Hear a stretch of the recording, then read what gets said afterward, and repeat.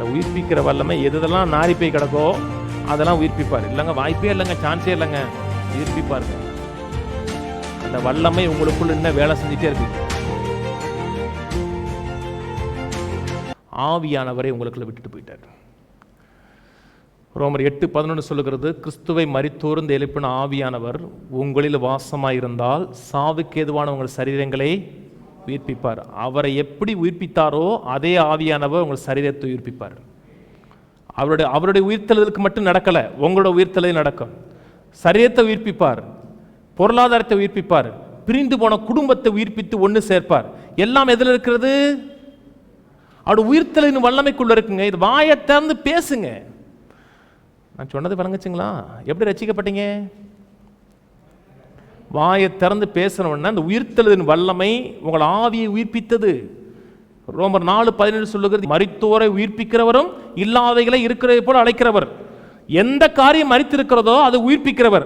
உயிர்ப்பிக்கிறவர் எங்க இருக்கிறார்? உங்களுக்குள்ளே இருக்கிறார். எபேசியர் 1 சொல்லுகிறார், ஞானத்தையும் தெளிவையும் அளிக்கிற ஆவியை உங்களுக்கு தந்தரல வேண்டும் என்று ஜெபிக்கிறேன். ஏனென்றால் கிறிஸ்துவை மரித்தோர்ந்து எழுப்பின ஆவியானவர் உங்களுக்குள்ளே இருக்கிறார். அந்த சத்துவத்தின் வல்லமை புரிந்து கொள்ள வேண்டும் ஜெபிக்கிறார்.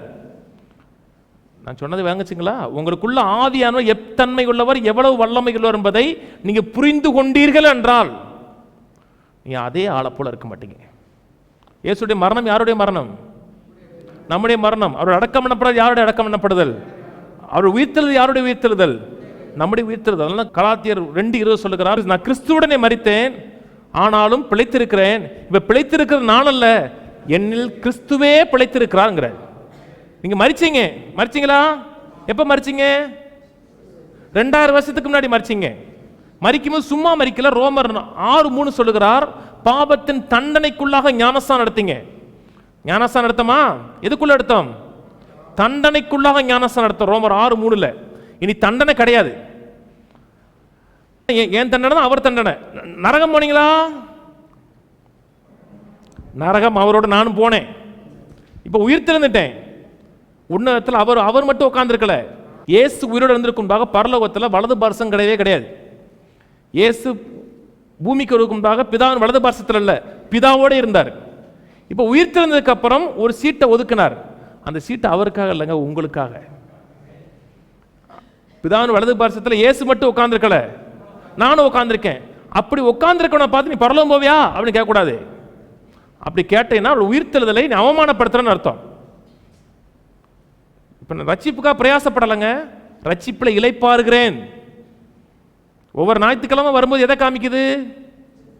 என் ரட்சிப்பு பூர்ணமாகி விட்டது, அந்த ரட்சிப்பில் இளைப்பாறுகிறேன் என்பதை காமிக்குது. பரலோகம் போவதற்காக நான் வரல, நான் பரலோகத்தில் இருக்கிறவனுங்கிறதுனால வர்றேன். அதை கொஞ்சம் அனுபவிச்சுட்டு போகிறேன். உணருங்க, மேன்மையாக நினைங்க. உயிர்த்தெழுதல்ங்கிறது இந்த நபரோடு இருக்கிற உறவுங்க, ஐக்கியங்க. யோவான் 11ஆம் அதிகாரத்தில் லாசர் மரித்து 4 நாள் ஆச்சு. பர்பஸாகவே 4 நாள் கழிச்சு வராரு. செத்தனுக்கு சாக போகிறான்னு அப்பயே தெரியும். அங்கே போவங்கிறாரு, லாசர் ரெஸ்ட்டாக இருக்காங்கிறாரு, லாசர் தூங்கிட்டு இருக்காங்கிறாரு. அவங்கெல்லாம் சொல்கிறாங்க, தூங்குனா எந்திரிக்கப்பா, நம்ம போய் எழுப்பணுமா என்ன? அங்கே தான் இவரை கொல்றதுக்கு அங்கே தான் எல்லாரும் இருக்கான். எதிரியுடைய கேம்பே அங்கே தான் இருக்காங்க. போவானா? ஏற்கனவே பிரச்சனையாக இருக்குது, அங்கே போவானான்னு சொன்னோடனே இல்லைப்பா செத்துட்டான்ப்பாங்கிறாரு. செத்ததுக்கப்புறம் வேண்டுமென்றே மேலும் 2 நாள் அங்கேயே இருக்கிறார். 2 நாள் கழித்து 4ஆவது நாள் அங்கே போகிறார். கல்லறைக்கு முன்னாடி கல்லறை திறங்கன்னு சொன்னோடனே அங்கே இருக்க ஆட்கள் சொல்கிறாங்க, செத்து 4 நாள் ஆச்சியாண்ணா, நாரியாங்கிறார். சிலருக்கெல்லாம் பொருளாதார நாரி இருக்கலாம், கர்த்தர் உயிர்ப்பிப்பார். இந்த உயிர்ப்பிக்கிற வல்லமை எதெல்லாம் நாரி போய் கிடக்கோ அதெல்லாம் உயிர்ப்பிப்பார். இல்லைங்க, வாய்ப்பே இல்லைங்க, சான்ஸே இல்லைங்க, உயிர்ப்பிப்பாருங்க. அந்த வல்லமை உங்களுக்குள்ள இன்னும் வேலை செஞ்சுட்டே இருக்கு. கடைசி வாழ்கிற வரை எனக்கு நம்பிக்கை இருக்கு, ஜெயிப்பேன். மூச்சு விடுதா வருதுல, அப்படின்னா ஜெயிக்கலாம்னு அர்த்தம். ஏன்? அந்த வல்லம் இருக்குது. அதை விசுவாசிங்க. எது உங்களுக்கு இல்லையோ கர்த்தர் திறந்து கொடுப்பார் என்பதை விசுவாசிங்க. மார்த்தாட்ட போய் சொல்கிறான், சகோதரன் உயிரோடு எழுந்திருப்பான்னு சொன்ன உடனே அவன் சொல்கிறான், ஆமா ஆண்டவரே, உயிர்த்தெழுதல் நடக்கும்போது நடக்குங்கிறான். உடனே ஆண்டவர் சொல்கிறார், நானே உயிர்த்தெழுதலும் ஜீவனமாக இருக்கிறேன். உயிர்த்தெழுதலை ஒரு சம்பவமாக பார்த்தீர்கள் என்றால் அந்த உயிர்த்தெழுதல் வல்லமை உங்கள் வாழ்க்கையில் செயல்படாது. உயிர்த்தெழுதல் ஒரு சம்பவமாக பார்க்குற, உயிர்த்தெழுதல் நடந்த சம்பவம் அல்ல. உயிர்த்தெழுதுங்கிறது ஒரு நபரை சார்ந்தது.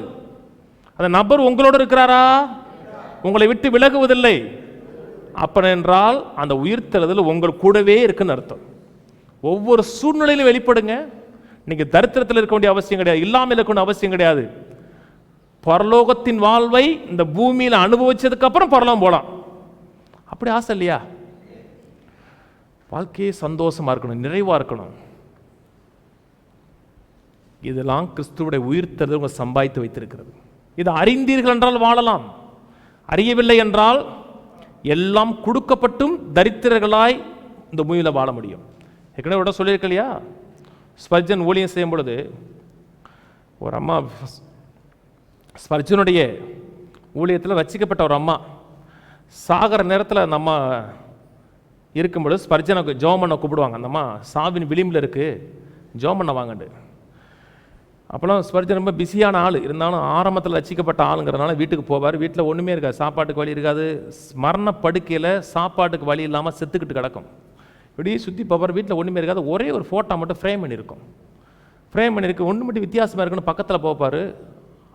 ஒரு கோடிக்கணக்கான சொத்துகளும் 5 காரு பெரிய ஒரு சொத்துலாம் அந்த அம்மாவுக்கு ஒரு ஆள் எழுதி வச்சுருப்பார். ஒரு வீட்டில் அந்த அம்மா வேலை பார்த்துருக்கோம். அந்த ஆளுக்கு அந்த வாரிசே கிடையாது. இந்த அம்மா ரொம்ப சின்சியராக வேலை பார்த்ததுனால எனக்கு அப்புறம் இந்த எல்லா சொத்தையும் நீனே அனுபவிச்சுக்கன்னு சொல்லி எழுதி கொடுத்து சாகருக்கு முன்னாடி இதை பத்திரமா வச்சுக்குமான்னு சொல்லி கொடுத்துருக்காரு. அந்த அம்மாவுக்கு படிக்க தெரியல. படிக்க தெரியாட்டா பரவாயில்ல, 4 பேர்ட்ட கேட்க வேணாமா என்ன கொடுத்துருக்காருன்னு. அந்த அம்மா என்ன நினச்சிருக்குன்னா, நம்ம நல்லா சின்சியராக வேலை பார்த்துருக்கனால சர்டிஃபிகேட் கொடுத்துட்டாங்க, இந்த சர்டிஃபிகேட் விடக்கூடாதுன்னு சொல்லி ஃப்ரேம் பண்ணிட்டாங்க. நம்ம ஊரில் சர்டிஃபிகேட் ஃப்ரேம் பண்ணி வைப்பாங்க தெரியுமா? கோல்டு மெடல்லாம் வீட்டில் தொங்கும். ஃப்ரேம் பண்ணி பத்திரமா வச்சிருச்சு. அறிவில்லாதனால அவ்வளோ சொத்தும் வீணாக போயிடுச்சு. அதனால தான் ஆண்டவர் சொன்னார், என் ஜனங்கள் அறிவில்லாமல் சங்காரமாகிறாள். அவருடைய உயிர்த்தெழுதல் கோடிக்கணக்கான செல்வங்களை சம்பாதித்து வச்சுட்டு போயிடுச்சு. அறிந்து விசுவாசித்து வாழ்ந்தீர்கள் என்றால் ஆத்தும வருத்தத்தின் பலனை கண்டு சந்தோஷப்படுவார். அதனால வேதம் சொல்லுது, விசுவாசம் இல்லாமல் அவருக்கு பிரியமா இருப்பது கூடாத காரியம். விசுவாசம் என்ன செய்யுது? சம்பாதிச்சதுலாம் வேணும் வேணும் வேணுங்குது. சுகம் வேணுமா, தீர்க்காயுசு வேணுமா, எல்லாம் அந்த பூமியில் அனுபவிங்க. அனுபவிச்சதுக்கு அப்புறம் இந்த உயிர்த்தெழுதலின் வல்லமை செயல்படுகிறதை 4 பேர் காமிங்க. எல்லாமே செத்து போச்சுங்க, உயிரோட எழும்பிச்சுங்க நினைங்க. அப்படின்னா கர்த்தர் சந்தோஷப்படுவார்.